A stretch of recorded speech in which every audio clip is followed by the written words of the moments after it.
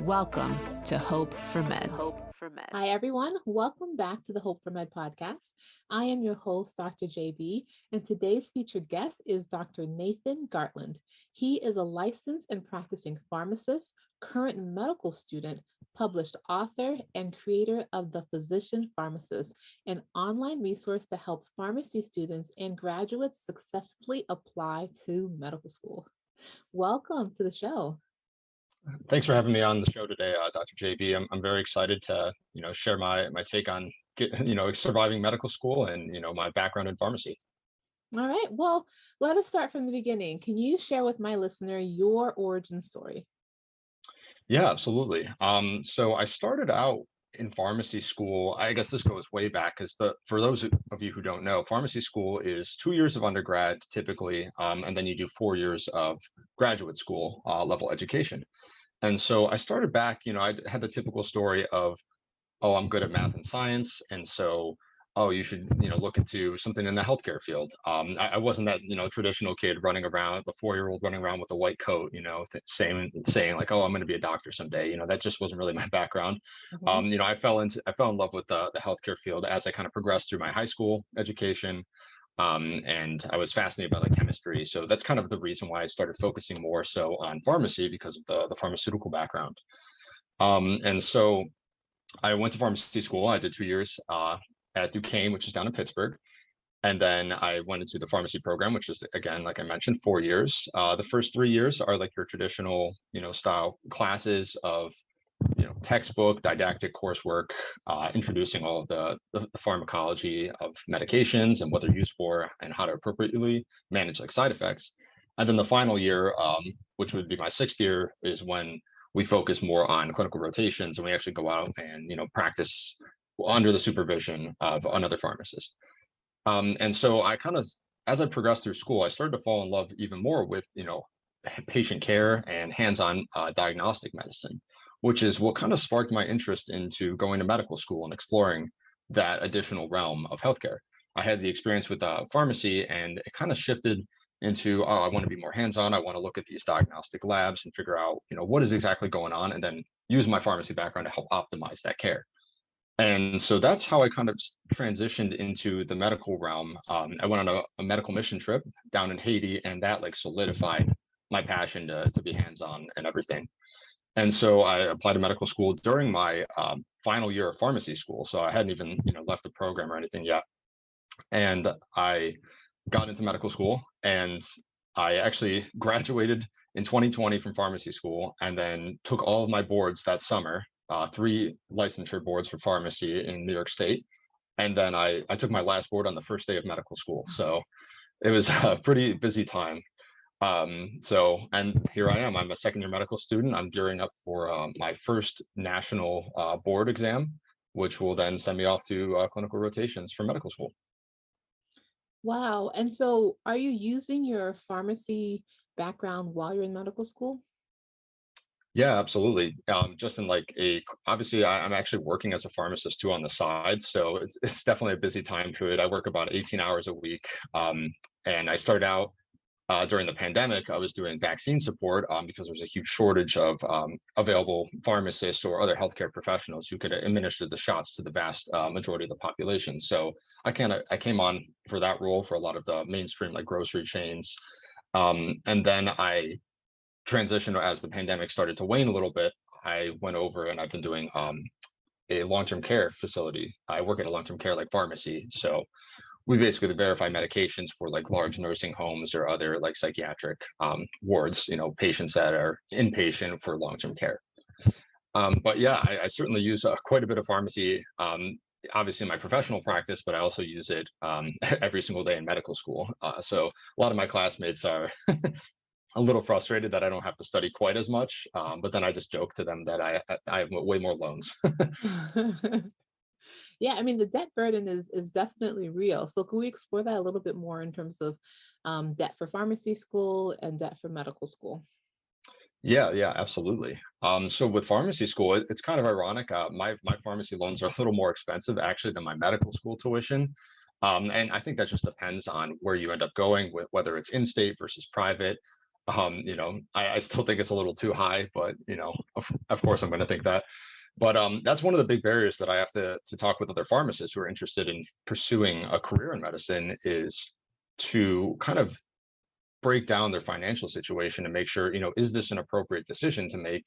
Obviously you have to follow your heart and, follow your career ambitions, but at the same time, you have to consider the financial perspectives and do your due diligence when it comes to making sure that you're not going to like default on any of your loans or, some of these pharmacists I work with are also, a couple years out of practice. They have mortgages and other things to worry about. So I'm not a financial advisor, but these are considerations that we talk about. And so, yes, there is certainly quite a bit of loans from pharmacy school. Based on like my most recent, searches, I've seen the average um, pharmacist will actually graduate with about $163,000 in student loans, which is still lower than I believe the national average for physicians, around 220-ish, but it's been rising every single year. So you can put those two numbers together and see what kind of financial position I'll be in a couple of years. Well, I mean, but you're working Yes. throughout though, so that will help offset that in the end. Absolutely. Working right now keeps all of my expenses down. I don't take out, any extra crazy loans. So it maintains the lifestyle that I'm, trying to live and pays for all the groceries and stuff. But yeah, a lot of my peers, when I graduated pharmacy are telling me like, oh my gosh, you're crazy. You're going to 4 more years of school and taking on all of this extra debt when you had, pharmacists traditionally have like a relatively high paying salary of, 6 figures starting. And so, you also have to justify that, incentive. And again, it's not all about money, but they are considerations you have to keep in mind. Real considerations, indeed, because all that debt accrues interest too. Yes. So I'm partly paying down, the interest on those loans too. So keeping them pretty stagnant. Mhm. So when you say pharmacists traditionally um, made a decent amount of money when they finished, is that changing? It, I'd have to look at the numbers to see, exactly how much, but I believe the pharmacy pay has been staying relatively the same on a national average. But more community-based pharmacies, we're seeing a decline in the hourly rates. I don't necessarily understand the rationale, and I don't want to speak for other companies and stuff, but that is some like a observation we've seen, especially in large metropolitan areas. I think one of the concerns could be that there's too many pharmacy schools popping up and not enough positions available in some of these centers. Obviously, if you go out into an area that doesn't have as much medical care, is a little less saturated, then the rates will be higher. But what we're seeing though is that pharmacists are kind of transitioning away from the community-based, pharmacists that you see at like your grocery store, and they're moving more into realms of like clinical pharmacy. And I'm sure you work with several of them, in your practice at some point as well. Mhm, mhm. And that tends to be a little higher paying, depending on the hospital system you're with. Yes, I'm so excited that I have pharmacists that are easily accessible for me to bounce questions and ideas off of. They've definitely saved me many times. It's interesting too, obviously that like our whole education is focused just on medications and side effect profiles, but in medical school, in my experience, they don't really focus too much on the medications, which I found like a little surprising. We'll cover a couple things, but we don't cover second, third line options, which tend to be used in practice quite a bit. So obviously we'll learn about that more on, when I start clinical rotations for medical school. But just with my, first 2 years of didactic training, I was a little surprised at how little pharmacy, exposure there is. Mhm. That's true. And the thing about it is that, especially with different insurances, they don't necessarily approve your first line, choice. And then you have to go back and scratch your head and be like, okay, so what else can I go ahead and prescribe this person? So that's a reality. Absolutely. Formulary management is I'm sure just a nightmare to deal with. Mhm. So, you decided I was going to go and become a pharmacist. And during your training in pharmacy school, you said, you know what? I want a little bit more clinical. I want more, hands-on provider or healthcare professional, physician, patient experience. And so you transitioned. And so how was that transition for you in terms of, the decision making and the entire experience? Yeah, it was quite a long journey. Because with medical school, I wanted to matriculate immediately into medical school once I graduated. So I had to have all these details figured out a whole year in advance. So I was doing it while I was in pharmacy school, and I didn't have a lot of resources. Part of the reason why I even wrote my book in the first place was to kind of create a comprehensive guide for pharmacists who aren't in like a traditional pre-health committee or pre-med program. We don't have any committee letters. We don't have any, instruction on how to apply to medical school. Everything is kind of pieced together through online resources. So that's part of the reason why I justified it, because I sat there and I was thinking, like, why was this such a terrible experience? Let me write down a quick manuscript and see, and I let it sit for a while before, and then I wrote it this past summer, actually, while I was in medical school. So, I just picked it up over the summer, and it was kind of a fun, like, passion project of mine. But yeah, during pharmacy school, it was pretty busy time period. I also had to take, in order to qualify to apply to medical school, I hadn't actually taken physics two, so I had to kind of meet some of my prerequisites, because you don't really need physics so much in a pharmacy based curriculum. I would argue you don't need much for medicine either, but that's my own opinion. But anyway, so I had to do that on the side while I was balancing pharmacy school and writing all these essays. But I think the biggest challenge for me was figuring out a time to take the MCAT and really dedicate that much time. I had progressed so far in pharmacy school at that point that all these, biochemistry, organic chemistry principles had been long forgotten. And I had to kind of find a way relearn this material, but also like find a passion to learn it. And the first time around, I actually took the MCAT once or two times, and the first time I did horrible on it. So that was a kind of a major blow to, I guess, my confidence at that time period. I sat there and I didn't want to touch anything medicine for a couple months because I was just so disappointed in the outcome. And after some time recuperating, figure out like where did I go wrong? I decided like I really want to do this. I really want to be a physician somewhere, and so I ended up taking it again, the MCAT, a second time during, the middle of a pharmacy semester. At the same time, I was taking physics too, so that kind of helped, fall into line a little bit there. But it was definitely a crazy time. And then I was actually doing all my secondary applications while I was on clinical rotations. So 9 hours on the hospital ward, and then you go home and, oh, now I have 5 hours of secondaries to write. It's super fun. So what made you decide to go straight through versus taking some time between? That's a great question, actually. I kind of sat there and I was like, if I take some time off and I work as a pharmacist during that time period, I might not be so inclined or motivated to even go back into school at that point.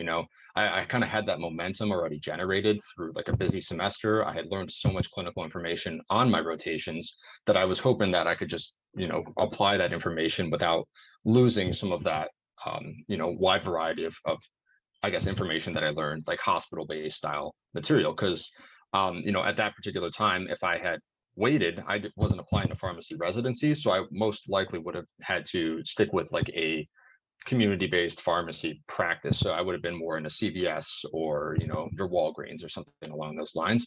And not to say that there isn't a lot of clinical exposure at that those centers, but there's certainly less compared to like your clinical pharmacist. So I was concerned about my medical knowledge declining a little bit, and I also had that momentum to continue on and just get it over with and carry it through. And I guess one extra year of being an attending because of that time period, which is extra salary and extra freedom out of the education system. Mhm. And it's true. It's hard to go back once you start making money, to go back to being a broke student. I know, and I've just been eating ramen my entire life, so I don't know anything different. Exactly. So it's just one continuous ramen meal after another. Exactly, I love it. So, what has your experience been as a medical student compared to when you were in pharmacy school? How is it different?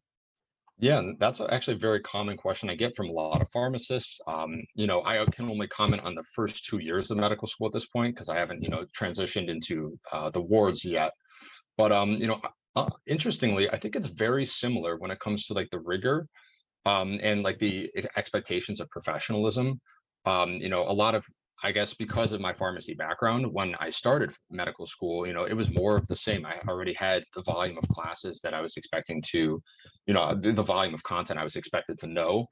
I had already, you know, figured out a lot of the planning and strategic timing, you know, how much time do I need to allocate to, you know, to prepare for this exam and so on.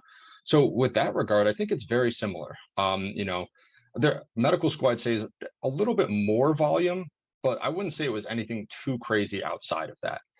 You know, with that said, I think also though medical school obviously focuses very differently on like anatomy, on, you know, diagnostic approach to care, and little less, at least in this particular stage, on, you know, how to kind of fine tune and optimize care. Versus in pharmacy school, you know, you have the diagnosis already at the top of your, you know, question, you know, all the questions you have, and you don't have to think about any of that kind of material. You think of, oh, what kind of medication would I do, or what, you know, this is the patient's profile, and oh, there's 25 interactions, let's, you know, reduce some of these medications and avoid polypharmacy. So it's just a little slightly different, you know, approach to how they, like, you know, teach or educate on those particular fields. So, you know, I think obviously medicine is going to transition as I start my wards. Then that kind of nature that I had in pharmacy school will be applied more practically to my foundational diagnostic, you know, learning that I've done thus far. Mhm. No, I mean, I think you definitely are at a significant advantage to your co-medical students with such a strong background in pharmacy and um, pharmacokinetics and all that stuff. Yeah, it certainly helps quite a bit, and just the professionalism, you know, aspect as well. Just having those 2 extra years of like being or experiencing graduate school ahead of time. You know, there's students that are coming in straight from undergrad who, you know, they were phenomenal in like their organic chemistry or phenomenal in their biology classes, but then they've never had to experience this much volume, and so some of them actually struggle, you know, when they start off medical school. They've all obviously made adjustments as time has gone on, but just kind of an interesting observation as well that I've seen. Hmm. Hmm. And, you know, in terms of the whole um, application admissions process, I know you mentioned that, you know, this is an area that's not really addressed all that much. So what did you find, and what are some things that you think are important for people to know? Yeah, so I think some of the big things that obviously apply to, you know, any kind of applicant is applying smartly. And what I mean by that is really coming up with a good and realistic school list is going to save you not only time but money. You know, I'm ashamed to say that I ended up spending about $10,000 on my medical school application journey, which is pretty high. I know it's rising in cost, so that, you know, that doesn't seem as far fetched in today's day and age, but I certainly didn't apply very intelligently. You know, I would apply to programs that were way too above, you know, my expectations or my metrics at the time period. I was applying to schools that had a very strong in-state and out-of-state bias. So, you know, programs that like UNC or something like that, who primarily only take people from, you know, those particular states. I didn't have any ties to the region either. So little like tidbits like that really can make or break, you know, how much time and how many, you know, secondary applications you actually fill out and how much money you invest in the process. Especially, you know, with a lot of the pharmacy applicants that I work with, you know, they have like a very, I guess, they believe that their pharmacy background helps them a lot and makes their application unique, which it certainly does, but it doesn't necessarily make up for other parts that are expected to be completed for an application, such as a very, you know, high qualified MCAT score, or, you know, a higher GPA. They don't really look or compare between a pharmacist GPA versus, you know, a standard biology applicant's GPA. They don't really look at the courses. So because of that, you know, a 3.2 GPA in pharmacy school might be, you know, that's a very good, you know, GPA from a pharmacy standpoint, but from a medical school application, that's actually pretty low on this grand scheme of things. So kind of adjusting those expectations and applying very strategically can go a long way and also save you quite a bit of cash. Mhm. So how do you figure out how strong of an applicant you are? Yeah, there's a lot of different indicators. You know, without having usually like a pre-health committee will help you gauge, you know, how competitive you are. obviously it comes down to like interview skills at the end of the day. But you first have to have a very, very clean application that will get you through the door and get you to that interview spot. And then the rest is, the paper's kind of turned over and you have to perform, when it comes to professionalism, when it comes to being quick-witted, and obviously just being like charismatic as well helps quite a bit. But yeah, when it comes to good applicants, a lot of the big talk these days is holistic medicine, holistic applicants, and I 100% like buy into that mindset as well. Just because you don't have necessarily an amazing MCAT score doesn't mean that you won't be able to get into medical school. You might have to adjust your expectations that you might not end up at Harvard, but there's other things that you can also improve your application on. Oh, I have 10 research projects and I have 20 publications or so on. You have ample clinical experience. You worked as an EMT for 5 years, and then you decided to go to medical school. A lot of those things, can really help bolster an application, despite not having maybe the top tier metrics. And when I say metrics, MCAT score, GPA, those raw numbers that they kind of gauge where applicants sit, and then they figure out where you are on that list, and then they'll look into your application and see, oh, there's other features that make this person interesting. I think they would be a qualified applicant to be at this medical school. And so do you think that there's any experiences that would be beneficial to being a medical student? Yeah, absolutely. Obviously having like good stats, it helps quite a bit, but experiences is a huge feature as well.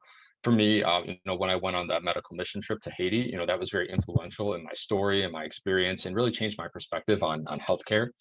And so, that I've crafted that like experience into something that was foundational and almost added like a theme to my application in and of itself. I'm still super passionate about, international medicine, and that's something that I want to be more involved in the future. It's unfortunately super expensive to get involved with, but it's something that I was really passionate, and it moved me.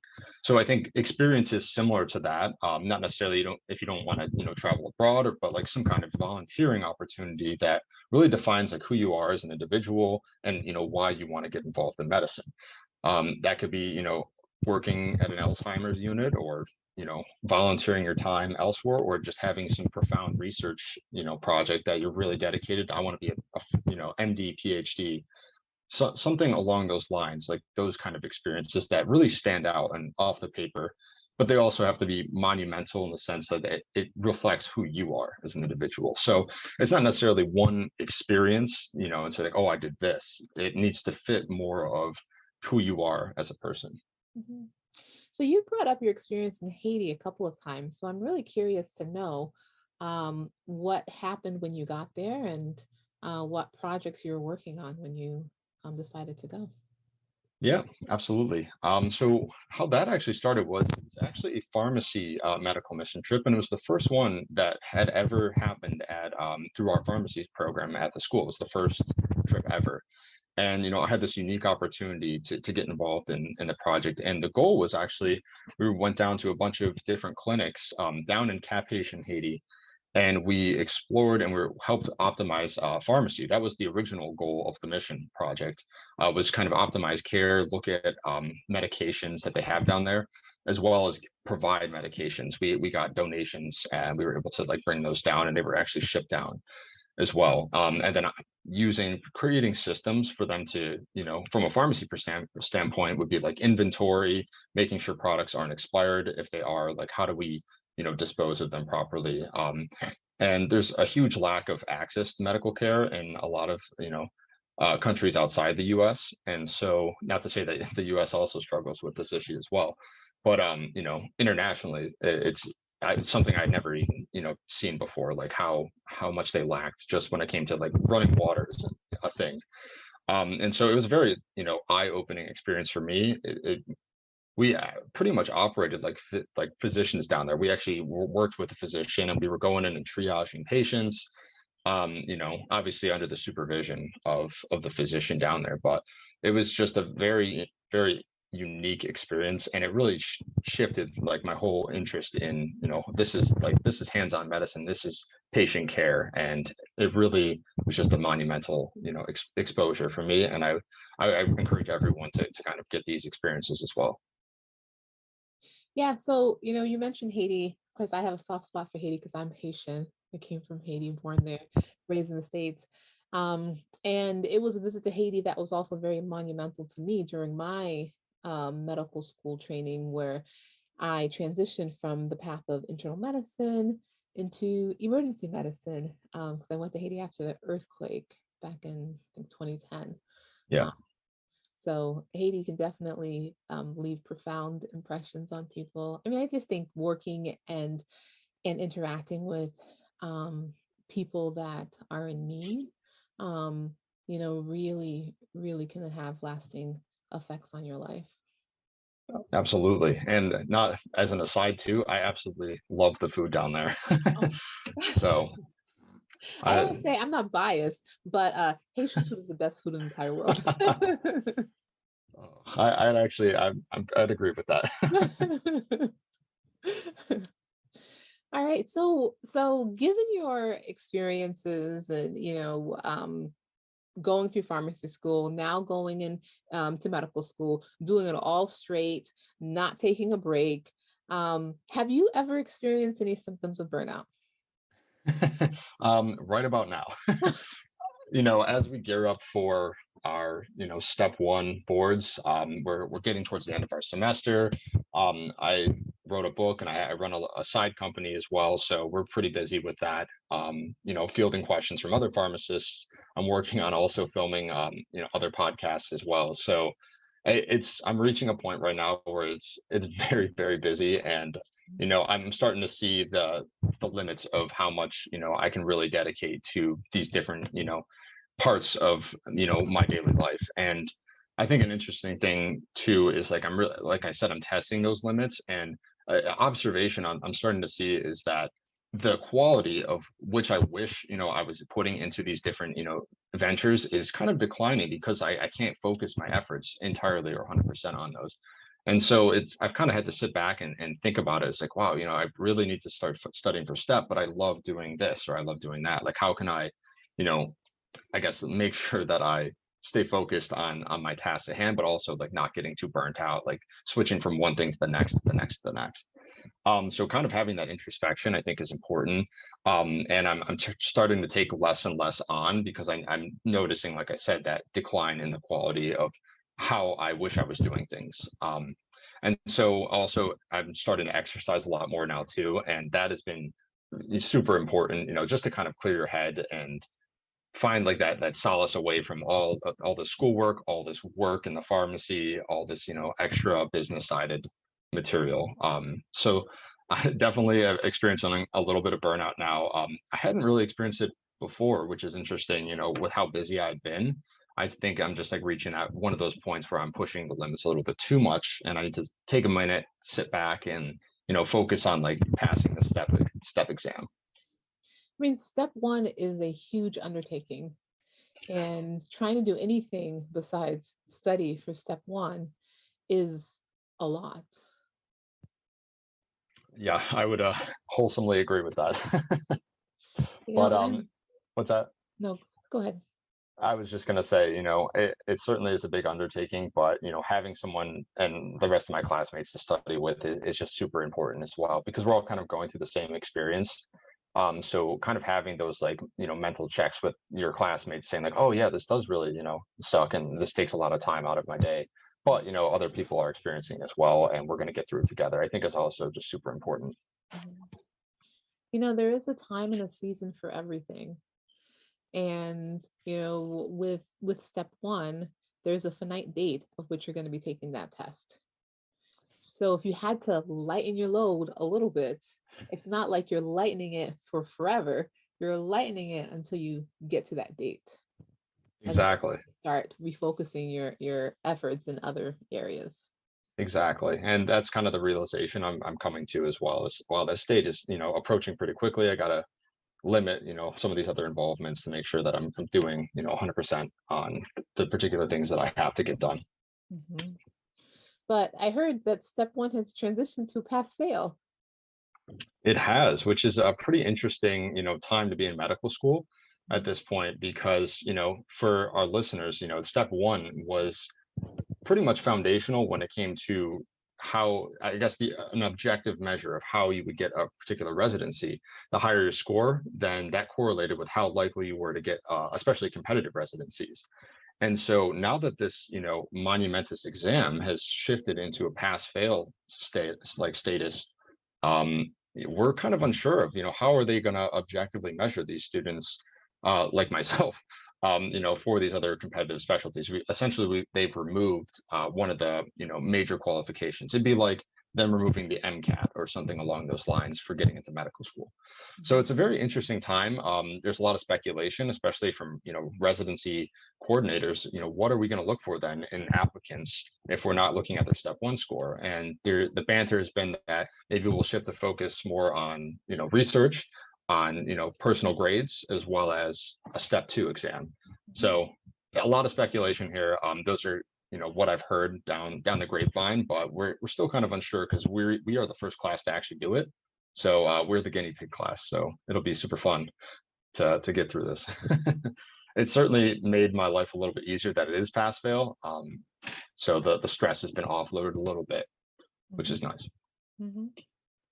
No, I think step two was so long ago for me, but step two, if I remember, was more applicable to my day-to-day experience. So, and if I remember correctly, if you did poorly on step one, then you would take step two early so that you could have step two on your application, so that those residency programs could consider your step two numbers in making decisions for you. So step two as a source for decision making has been a part of the process for a long time, and they may just end up taking it into account and maybe giving it more weight than they did in the past, which I think is absolutely appropriate. Yeah, absolutely.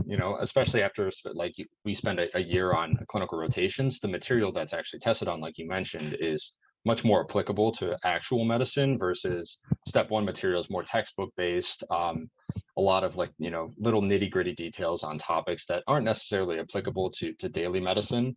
They're more like, buzzwords and different things that you might see, once or twice in your entire career. And that's in specialists. Some specialists don't even see some of these disease states, which is kind of interesting. And probably one of the reasons why they kind of shifted away from the heavy focus on this style exam, because it doesn't translate as well to clinical practice. Mm-hmm. Mm-hmm. So if my listener wanted to find out more about you in the book that you've mentioned a couple of times during our conversation, can you tell them how they can do so? Yeah, they can find me first of all on LinkedIn. It's just Nathan Gartland. So you'll see PharmD to MD or something along those lines. That's the book that I also wrote. That's the title is PharmD to MD, and you can find it on Amazon. You can also check out my website if you don't want to, buy the book or anything like that. They have a different information, different blog posts on application principles for particularly more so for non-traditional students. But if you are in pharmacy and are considering something along these lines, then it might be just a fun read to check it out. And the website is the Physician Pharmacist, and you can find that at www.physicianpharmacist.com. Okay, perfect. And in closing, do you have any pearls of wisdom you would like to leave with my listener? I would say pearls of wisdom. I think just enjoy every moment of the experience, whether you're in school, whether you're, in a different, whatever field of medicine, or even if you're outside of medicine, each day is just such a great day, and you gotta, take a step each, appreciate each day as you progress through it. Cause it's crazy how fast my pharmacy school training went. And now I'm already a second year medical student. And I'm just looking back and I'm like, wow, where did all this time go? So it seems tough, day to day, but the weeks really do go by pretty quickly. So enjoy it all and appreciate it. This is hope for med, new day for med, for us, by us, and just for us. This is hope for med.